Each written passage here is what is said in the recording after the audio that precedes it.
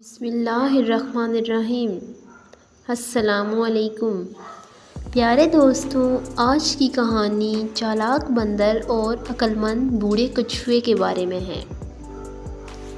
एक बार जंगल के दिल में मैक्स नाम का एक चालाक बंदर और टमी नाम का एक अक्लमंद बूढ़ा कछुआ रहता था।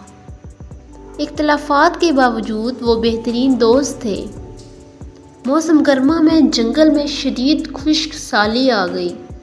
जानवरों ने पानी तलाश करने के लिए जदोजहद की और इनकी मायूसी बढ़ गई।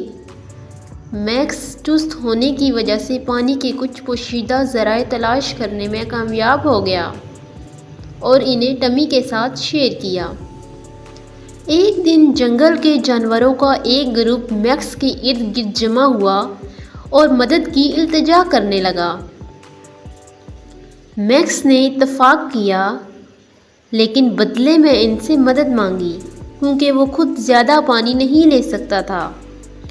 मैक्स ने जानवरों को पानी के ज़राए की तरफ रहनुमाई की, लेकिन जानवर लालची थे। उन्होंने पानी पिया और अपने कंटेनर्स भर लिए, लेकिन मैक्स की मदद किए बगैर चले गए। मैक्स बेचारा थका हुआ और प्यासा रह गया। ये देखकर अक्लमंद टमी ने मुदाखलत की और इसने जानवरों को मैक्स की मेहरबानी याद दिलाई और इनसे कहा कि वो अपना पानी मैक्स के साथ बांटें, जिसकी अब सख्त ज़रूरत थी। जानवरों को अपनी गलती का एहसास हुआ और अपना पानी मैक्स के साथ बांटकर इसे पानी की कमी से बचा लिया। तो प्यारे बच्चों, आज की कहानी से हमने क्या सीखा? आज की कहानी का इखलाकी सबक ये है कि एहसान का बदला एहसान से दिया जाए। उन लोगों की तारीफ़ करना और उनकी मदद करना ज़रूरी है जो हमारी मदद करते हैं।